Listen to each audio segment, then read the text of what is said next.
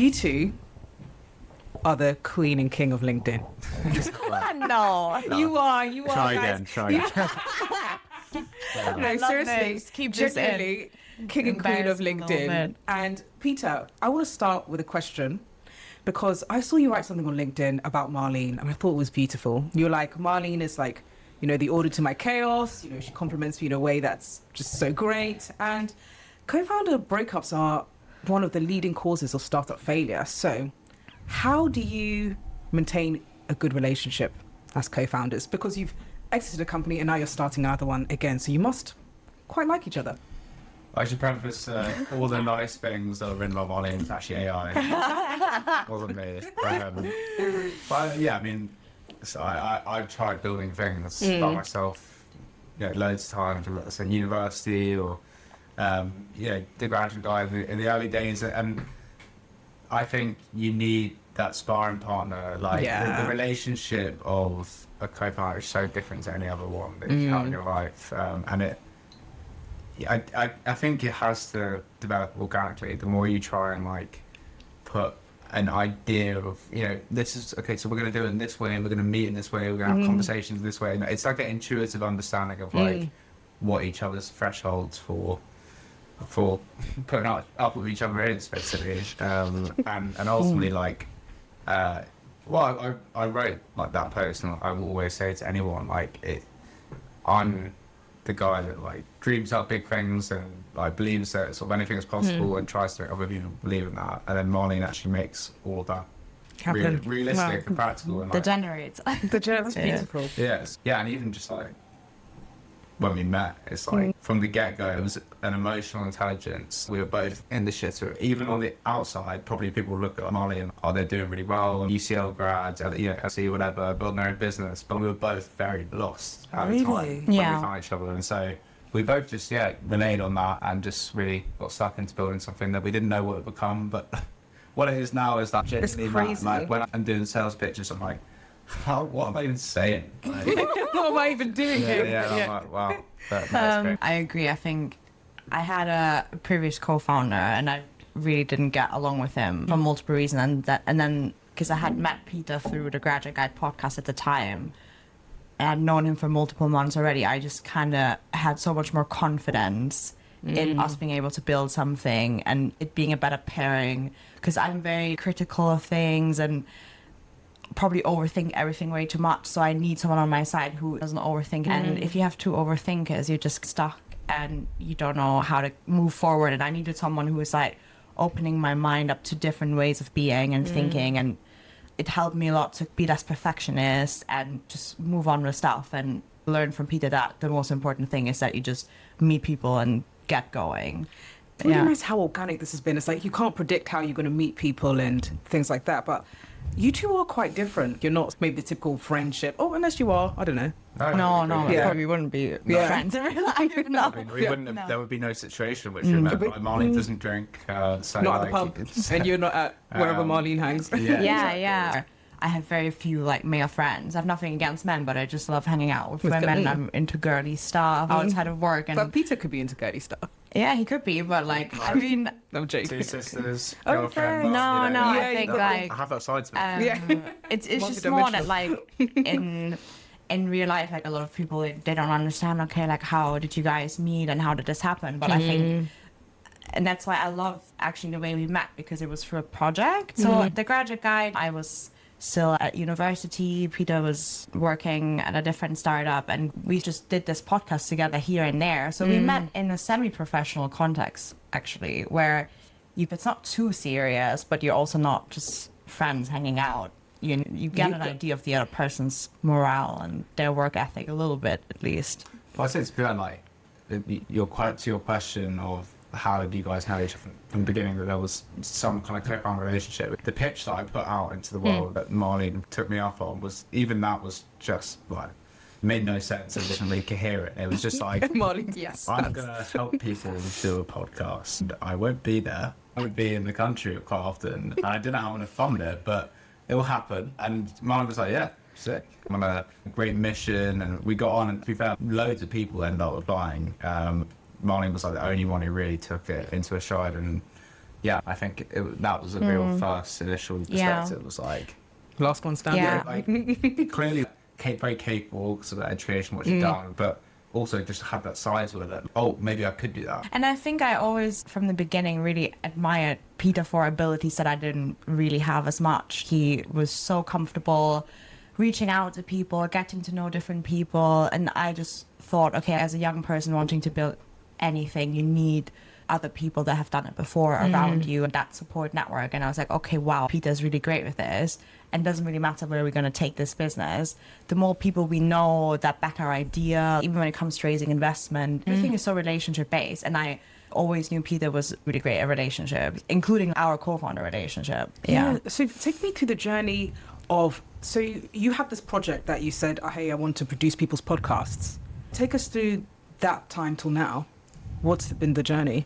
There's obviously a lot to it, but I guess the main thing is that the mission I always pitched was, okay, the graduate guide, yes, it's a university passion project, but what was the graduate guide, like, in case anyone doesn't know? It was a podcast to demystify how you could break into the startup world. I didn't know how to. I went to UCL like yourself, and done career paths, got put on this pedestal of the best thing you Consulting, do. banking. Yeah, and so for me, it was like, okay, how could I champion that young people can break in and bring others along that journey? And so it did turn into a community. It's lived a lot of different lives. Peter's a chameleon, like, you really camouflage into a lot of stuff. No, it's the goal, no matter what model it takes, that shape it took, it was always, how can we help young people get into this new world of work? That's always been the mission. Yeah, and we've been like hampered by that mission quite a lot, because it's not help. If you can't help yourself, whether that's raising investment or getting clients, whatever, you can't help anyone. We did a lot of very missionary things that kept the lights on and built the brand, had the right to say that we could do something about it. And all of it basically amounted to one thing, which was, okay, we are going to not just place people in businesses, but train them to become, knowing that the skills gap has been getting so bad for so long, because universities are too sort of big and archaic to adapt to what's needed for work, and businesses were starting to go like, so I'm just not going to hire young people. And I was like, that cannot be the case, like, and what you'll face in business is that you'll always get told, oh, there's somebody else doing it already. Somebody's already doing that. And I won't say who the main ones Gosh, are. you can spill the tea here, No, Peter. I mean, and it's ever changing. You'll always get, every room you go into is, oh, like this. And you're like, no. Really? No, because you're like, if this problem still exists, then it's not like any of them. And multiple people can solve. Yeah, I mean, I keep rabbit holing into this thing, and I think one of the most beautiful things, and sorry, I know I've gone on a bit of a tangent here. Don't worry.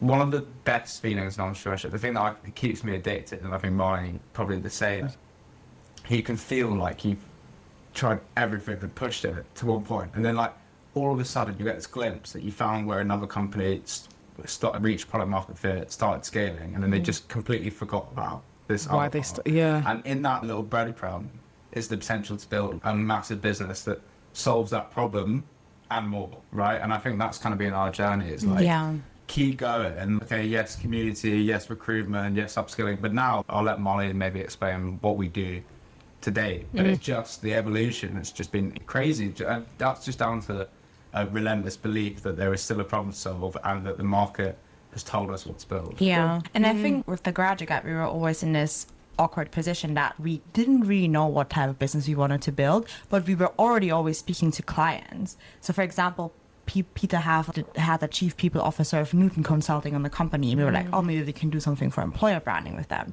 And then they introduced us to their talent team, and then we were just like, oh, we're already pitching to really high profile clients, but we don't even know what type of business we want to build at the back of it, and do we actually enjoy this? And that's like how we started to run lots of events, and we did a couple of events, and we were like, oh my god, this is long term super draining.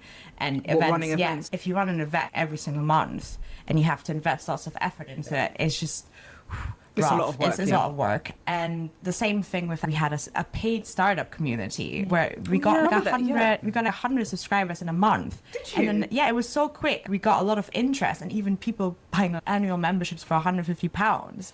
And then I just looked at Peter and I was like, after 2 months, like, Peter, I hate doing this business model. I don't enjoy it. This is not right. I think long term people shouldn't be paying for accessing opportunities, and I don't want to do an event every single month, so what value are we actually giving these people? So I do really think that we were always very mission-driven founders, and We literally refunded everyone. Yeah. We were like, Did you refund everyone? yeah, Nice. it's Yeah. just either cancel the membership or refund the annual ones because Yeah. Really? You gave them yeah, back? the graduate guide should never have been commercialized, is the truth. Even that's why, Calibr, the name is more aligned to what we're trying to do. Is the graduate guide, it started as a guide for graduates, and it should have always have been a guide Like for a free graduates. bit, yeah. But it was such a good place to experiment, and it allowed me, like you said, to be a comedian and shapeshift. And I think Marlene, the problem with every business model in regards to, let's say, the CEO gets the on paper more glamorous job and Marlene gets the more operational job. Events are very operationally exhaustive, more than you'd ever. And you have been to I charge. get the vanity of it, like the whether I'm DJing or I'm like Yeah. speaking to everybody and giving a talk. So I don't think that it's a sustainable thing if you're not aligned. Yeah. But I always felt it was important to listen to the person that was ultimately going to make anything happen or not. Because we did this 2-day event with Google Cloud, which was probably one of the best events we've ever done. It was great, and obviously gave us that brand name. And a lot of big brands were always interested in us: LinkedIn, Google, NatWest, and they were like, "Oh, how can we make something happen with you guys?" But if you live the reality of events, it's really exhausting. Really exhausting, yeah. So you were person first. So like when you saw Marlene, you didn't want to do it. You were like, I would rather keep Marlene as a person and find something else within what we could do with the mission than maybe forcing it first. I want to put the right people to do it. And I think all of those journeys actually did feed into the ultimate goal, which was like, how can you attract really talented people organically and ultimately place them into roles that businesses actually want? And that's when we got that clarity, it's like, oh yeah, like that sounds so obvious, but you have to do all You've the got to stuff. like plow through everything. Yeah, to, like, see and the- I think it's about really just the lens. Marlene's like, okay, Peter's really good at building relationships, but I'm like naturally more of a schmoozer than I am a salesperson, right? Is there a difference? There's a big difference, as it turns out. But all I have to say is that either raise investment or whatever, I've been on this journey where it's night and day to me a year ago versus today, having gone through raise investment and selling to enterprises now. It's like you can't just take validation from someone going, oh, that sounds really nice, oh, you're great, but then can't make any money or build a business off it. And so for me, it's been like, I've been relentlessly like just trying to build something that's good enough that it didn't have to feel like sales. And I think we really landed on something where I'm excited to sell it. And because you sell so many half-baked solutions before, you know instantly if you've built something that's going to be a hit. Because of like doing more classic recruitment before, you're like always chasing companies that are looking for talent, but no one likes recruiters, and you're always in this awkward position of, even if you have really great talent and even if you would be a great recruitment partner, it just always feels you're kind of like begging them to choose you. Yeah. For us, you're like, okay, if we really want to build it something in the talent space, it like cannot be straight up recruitment. And I think that's how like that proposition evolved. But it wasn't just like thinking, oh, I don't want to do it. I really tried and lived the business model for multiple months. Product market fit isn't just, oh, our customers love our product. It's also, do the two of us feel like we can pull this off long term, and do we feel excited by it? Because so much of it is just how we show up every day, our energy, how much we're willing to give to something. And when things are rough and you feel like, this is not really what I want to do, you want to leave straight away. It's really inspiring because you were a podcast, events, recruitment. Yeah, And everything. now everything, which is good. It shows that people, you can try, you can fail. It doesn't matter if you're in the gutter. And now what do you do? So basically, when the graduate guide, we wanted to raise investment for upskilling products. We were like, okay, we're going to do something in the skill space. And for that, like, it was the first time where Peter and I were both like, okay, we need some capital for that. And then in that process, we, like, our leading angel investors who own a group of companies, they essentially ended up acquiring us. That's so cool. How did you feel when you got acquired? Yeah, crazy. Yeah, to be fair, it was just like, right, let's crack on. Yeah, Because, really. Like, the model is, without trying to overcomplicate it, the acquisition earned us the right to raise investment to build within this group. And so it was like, it wasn't a straight acquire because we haven't got golden handcuffs, we've still seen skin in the game. But yeah, the acquisition of Graduate Guide was like, wow, yes, how amazing that University Passion Project got noticed and recognised for what I wanted it to be, and that it wasn't all just for nothing. It wasn't also a dance off from after to the sunset and like No, Was it? It wasn't. there's something Why called not? there's something called like acquisition blues, which I think it gives you like this high because there's a lot of media things around it, and you like have this real achievement, and then you sign, and everyone is like congratulating you and say, "Oh, you're doing so well! How amazing!" And that lasts for a couple of months, and then reality hits you, and you're like, We've gotta oh my keep god, I have grinding. to actually build this in now. I think that's a real thing for a lot of founders as well. Probably if you raise a round, you're like, oh my goodness, amazing! I have Yeah. millions just in wait to capital press post and like, press post, and everyone's like, oh, crazy, blowing up, and then you're like, oh, now I have to find clients, and it doesn't work as well. And Did that change the way people relate to you after you got acquired, or people still treat you like who you are? I don't know. yeah, I've got a lot more people reaching out like yeah. wanting something from me. Yeah, I think it depends who you speak to. Maybe people that knew us in like the graduate guide days that you haven't spoken to for 2 years, and they meet you and they're like, "Oh, you're doing so well," and I was, "Oh, I already forgot about that because I'm already, like Absolutely. ahead again." And not to say that it's not impressive, and I think the whole process was really interesting for me because maybe more on the operational side, like we worked with a law firm for the deal, and like the contract was really complicated, and I'd never done legal negotiations before, gosh. and I think these things were really cool for me because I love this. This is challenging. This is like intellectually stimulating. This involves like negotiation and difficult problems, and I have to think about like how would X impact the business long term. And it was just things I'd never done, and that's what I love about Well, the thing I entrepreneurship. found weird during that whole period, and I'm conscious that we didn't actually get to what Calibr does, but we will. We had to go step by step, yeah. step by step. But the weird thing was like,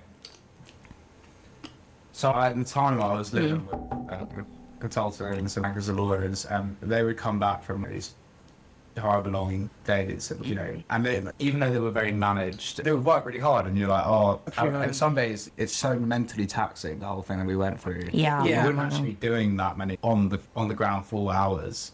But my God, there is no work you could ever do, any job you could ever have that can pay you for. If you want to be a founder and you want to go build a company that you can sell, there's literally not a thing you can do that. And so I was always trying to be conscious that this is what a crazy experience to be living through. It's What a crazy experience, yeah. And yeah, like, even if it wasn't, I never tried to dupe people into thinking that this was some £100 million exit or whatever, because I think there is a tendency to do that and over glamorize it. Quite often, even if it is that number, acquisitions are like people going, just get me out, like Get me out, yeah. and they probably only have 50% of equity because Yeah. they gave it all to VC, and so You I can would sell like for to. 100 million and not have that much left. No. Yeah, and so for us, it was always about what the other side was just so exciting. Being able to live in ours, like, Yeah. it's actually everything and more, to be fair. Yeah, but I think that's also this whole process and the instability that you feel is kind of what strengthens the co-founder relationship. And to go back to that, because I think maybe let's say the longer you work together, the better you know each other. And I think for us, living through the acquisition and living through also the instability that it means, and I think that's what's so mentally exhausting, is you don't know if it's going to work out. You can invest multiple months into an acquisition process and they can walk away anytime. They haven't signed They can, anything. yeah. And I think just living with that reality and like the whole adrenaline rush that you get before every single meeting of, oh my God, this is kind of my whole life. Obviously it's exaggerated, but that's a little bit how it feels, and that's how it still feels. There's a lot on the line, and there's so much potential, and there's a great opportunity, but there's also this back of your head, you're like, oh, it could also not work out. Yeah. And I think that's why you're not just colleagues, and that's real co-founder relationships. That's what makes or breaks it. It's like, how do you behave in these times when things are really shit? Yeah. Yeah, because Marlene, you came straight from uni. Yeah. And now you're doing acquisition deals. For for any young person who wants to build something, what Yeah. would you tell them? Like, why did you not go get a job? Why did you just I try to analyze myself, but I think I've always been really comfortable with instability and change. For example, I think it started kind of in my youth. I had really bad mental health issues, and I went to therapy for 4 years, and I think I just got to know myself really well during those 4 years, and kind of always had a really strong connection to my emotional state and what I wanted to do. And then I moved to so many countries. I lived in Canada, I lived in Bosnia, I lived in Paris, I lived in the UK, and I think for internships, I moved to Munich, I moved to Berlin. For 4 or 5 years, I was in completely different contexts every couple of months and had to start from scratch and meet new people and get used to that environment. And I think entrepreneurship mimics that a little bit. Yeah. And I like the challenge of that, because I think I was always very good at uni, and I'm like, okay, I can crack a system really easily. I understand the merit scheme, I understand how to do well. This is how you write the essay, this is how you get the best grades. Okay, I've cracked it easy, and then now what? It's boring to me. So I think I would probably be really good in consulting, and I could be really professional, and I can, make good impressions with clients, blah, blah, blah. I can be social. That's all fine for me. But then I'm like, oh, this is going to be a bit boring after I've done this consulting, after I've done 2 consulting projects. What's next? I have to do all over again for the same thing. Again and again. Get me out of here.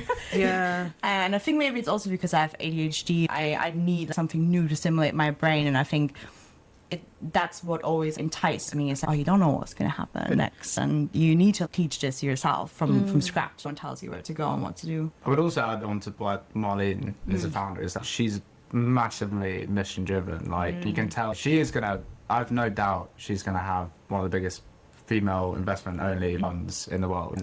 But she said that from the beginning, you just knew you don't get there through taking the ordinary path. You don't. And so I'm just happy that I could support on that journey, and then we'll see how much longer. I'm not sure you'd bring me on to do that business with as advice in the background. No, but I think, so it takes like all these trials and tribulations to get to where you are. But yeah, to get back to the question, what does Calibr do? I think so. Basically what we do now is the group that acquired us, Apprentify Group, they are one of the leading government apprenticeship providers, and they do a lot of AI and data tech apprenticeship. And we were looking at businesses and being like, okay, great, most people that are being put on apprenticeships are existing employees, right? So people often already in leadership positions that just need to get their head around AI because everyone is now expecting that of them.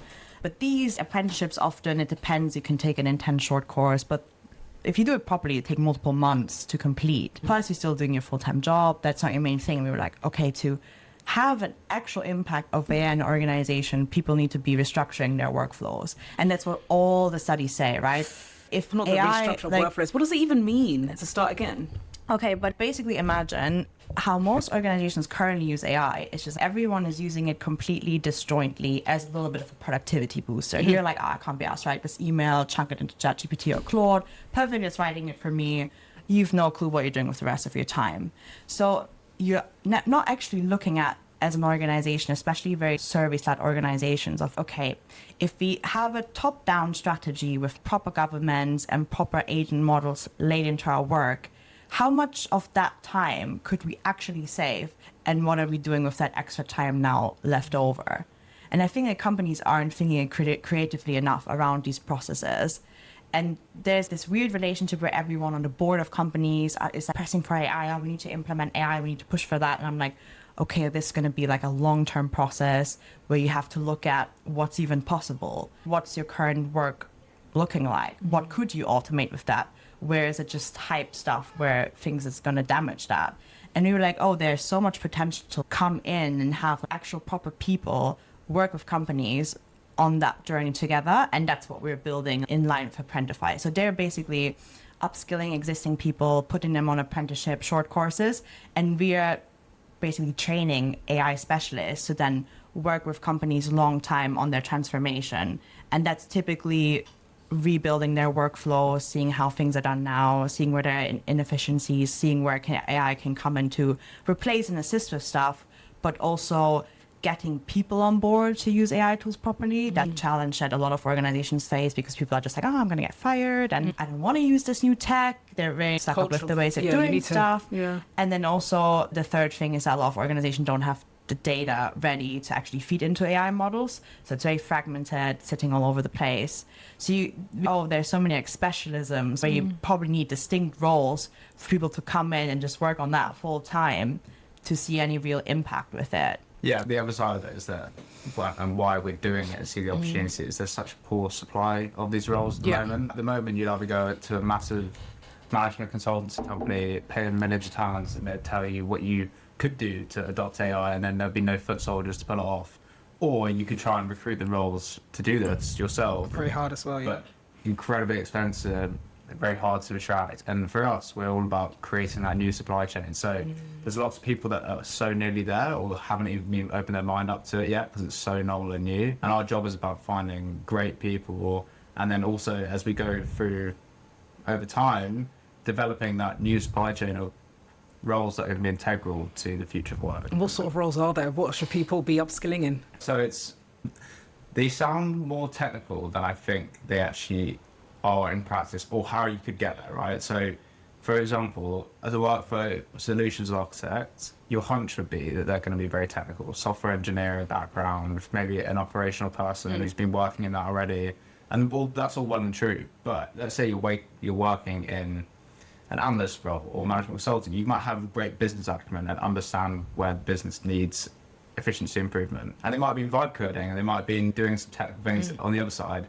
So what they actually need, depending on their background, might be slightly different. They might need more compliance knowledge to be able to go in a business and actually do that. They might need, basically there's going to be a lot of, when it comes to training these people to perform, there are going to be things that you're looking for. We built a really great assessment to make sure that it's very meritocratic and that no matter your background, if you can perform at what we need you to perform at, you can get into this job, right? As we build, we're going to be super transparent about what those are and hopefully help bring people on this journey as well. Because these aren't the only roles that are going to exist, but we need to get through this hurdle first where companies are adopting AI, seeing the benefits of it, and then they can start rehiring again in the same traditional roles, but with AI. With AI fluency. And I know they're banging on of AI engineers, and they have their own right to exist and importance, but we specifically focus on the operational side and thinking, how is AI actually going to fit into this whole process? And there's people operations involved in that. There's data involved in that. And yeah, you can hire a really great AI engineer to build a cool agent, but like, how is that going to fit in the wider workflow? Is it just going to waste people's time? Does it actually alleviate their work? Are people happy using it? Who is teaching them how to use it? There's so many different gaps that open up with all of these things. And you're plugging them. We are plugging those, which is, I think, where also you get companies back on the ground and show them, okay, what can AI realistically do? And maybe it's a lot simpler than they expected, or they didn't think about certain elements of it, because I think the hype is massive and everyone feels a bit paralyzed and they're not really sure where to go with it. And because America is a different ballgame, but in the EU, the UK is going to have regulations around governance, ethics, etc. So that's going to become a massive field where there are not a lot of people that know anything about AI governance, but companies are, we have to move. So that's why it's such an exciting space to have a real impact in that. And yeah, if it wasn't for AI, I'm not really quite sure what we would do. The goal of this transition is to just make sure that if it is a better future of work, just make sure people don't get left behind. Yeah. So Meta laid off 8,000 people or whatnot, but they say they're going to replace them with 7,000 new people. But there you go. Who are fluent in AI. But would you say it would have been good to keep those 8,000 people and just upskill them? So they're one of the few companies that is actively building LLMs. And they hired lots of people, I think 20k people during COVID. I think they scaled from 60k to 80k people in a matter of a couple of years. So probably sometimes they can do quite a cut and be like, if we don't need these 9,000 people, we can operate without them. I'm not saying that's necessarily good, but and that's probably an instability that companies have to face. But I think if you're not a business like Amazon and Meta, who's, oh, we need all of this money to invest in our AI products. If you're just like a regular company, I think you're not going to be suddenly laying off that many all of these people to invest all that cash into AI. I think that's unrealistic, and that's also not what I advise. That's, I think, our model is more like, okay, upskill the people that you have. And if you're rethinking how you're working, it needs to be a long-term transition, and it's not as simple as, oh, we're just going to fire these people and use AI for it. A company's having lots of problems with that.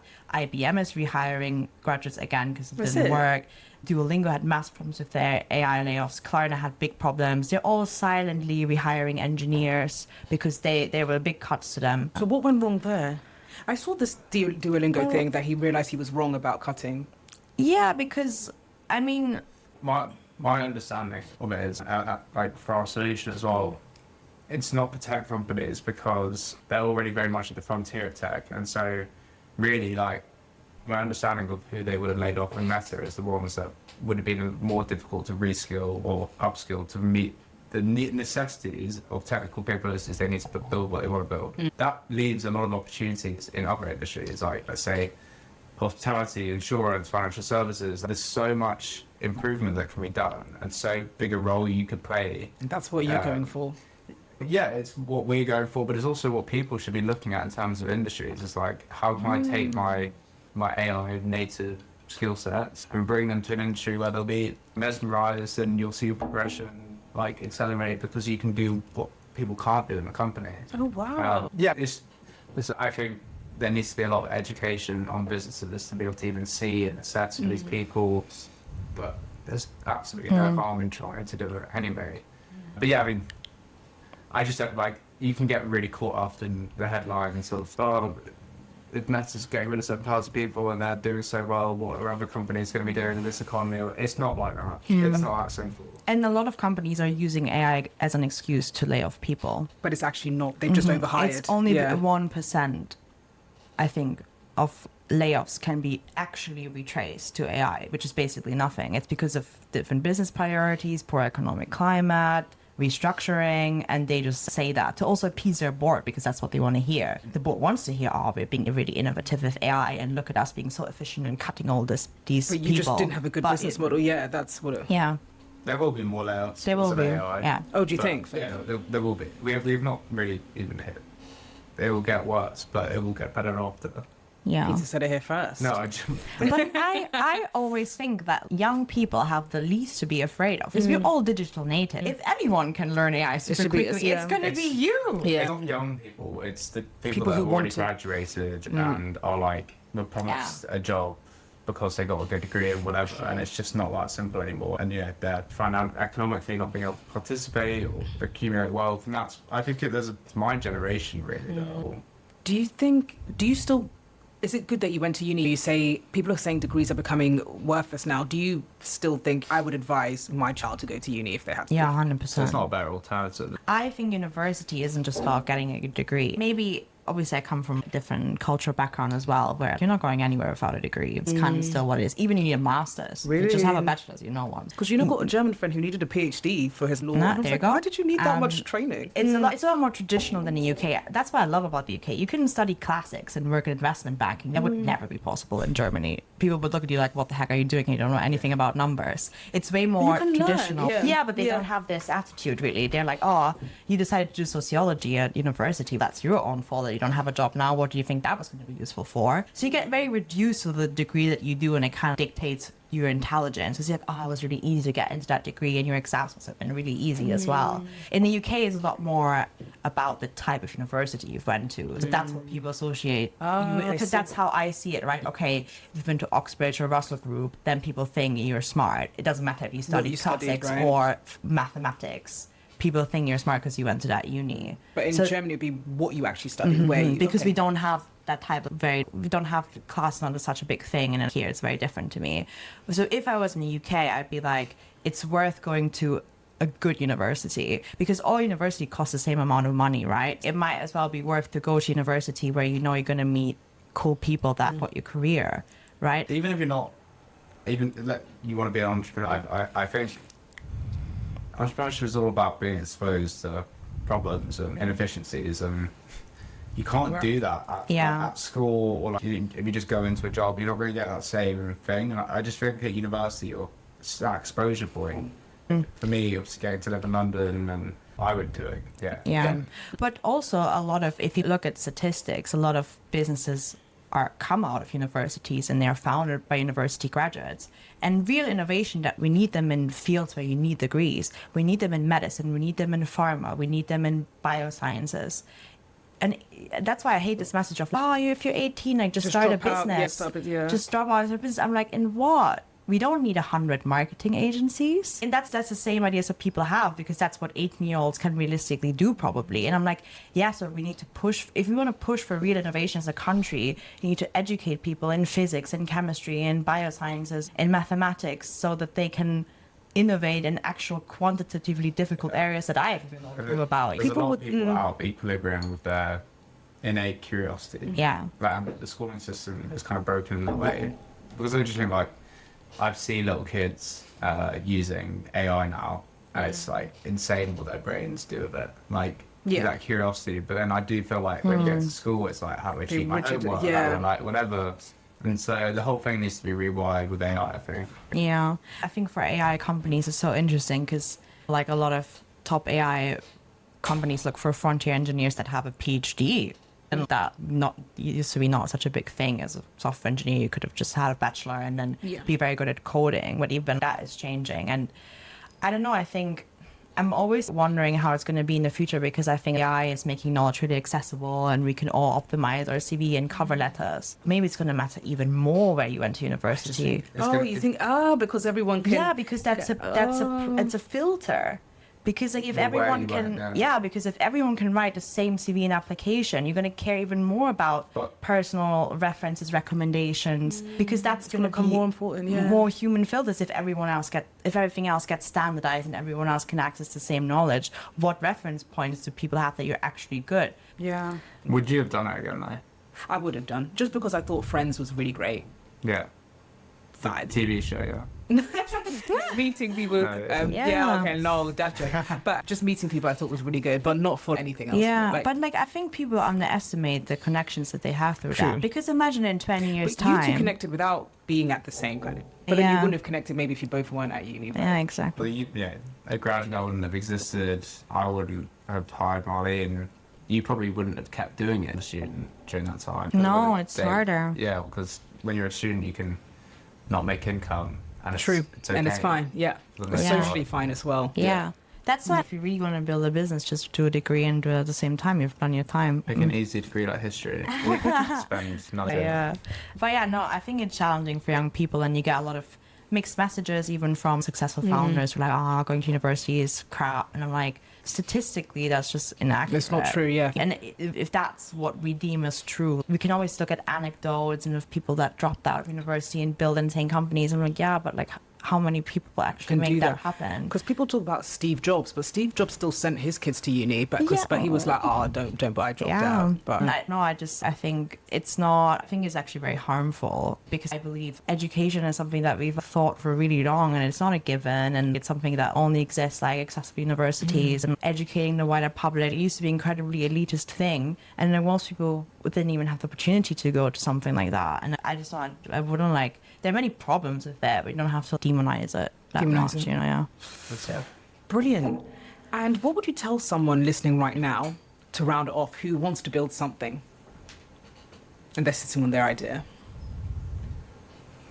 I guess it's like, how can you unearth that idea, right? If you're sat on it, like, how can you get it exposed to the right people? I don't think, you should even start thinking about acronyms like VC or PE, like, all that will come down the line. There's so many hidden benefits to entrepreneurship that don't get glamorized. And for me, there was no real reason why I should have kept doing the graduate guide for as long as I did. It definitely wasn't because of money, and none of my mates really cared, and so there was no validation. I just was like fascinated by how I could alter and change the course of my life through an idea that wasn't a business idea, but just a concept that I wanted to see what other people thought of. So you followed your curiosity. Yeah, you can try and narrow it down into one thing that you should do, but I can't tell you how to take this idea and make it reality. It's just got to be an innate feeling that you could be the person that could pull that off. Yeah, just got to believe it. What about you, Marlene? Final words. I agree. I think in the beginning you have an idea, and then it takes so many different forms and shapes, and I think just share your idea, put it out there. I don't really understand startups unless you're building something that IP is so incredibly valuable. I'm like, it's probably more harmful than not to put it out. And I know when I was like 22, I was like, I can't tell people about my idea because what if they steal it? And the idea, I'm sure other people had the idea. You're not, unless you have the craziest 20-year industry experience, you're not going to have the most innovative idea. It's much more about execution, and for execution you need feedback. Get them to look at your stuff, have a sit-down conversation with them, be like, what do you generally think about this? What can I do better? What can I change? Where is this unrealistic? Yeah, I think that's one thing. And then also meeting lots of founders, because there's so many different types of founders. You can call yourself a founder and it's just a one-man show, or you can raise VC and have 300 people company, and that's very differently lived realities. I think there's a saying that you don't build a business, the business builds you. Brilliant. Guys, I have so many more questions I'd love to ask you. Might need to come back for part 2 with LinkedIn, your content, actually the investment, how you did that deal, because I know it's very different to what it is, but Gonna have to hopefully tune in next time. There's so many things that I want to ask, but Thank you for having me. Brilliant. Thank Thank you you for for having spilling the us. tea. You're welcome. yay.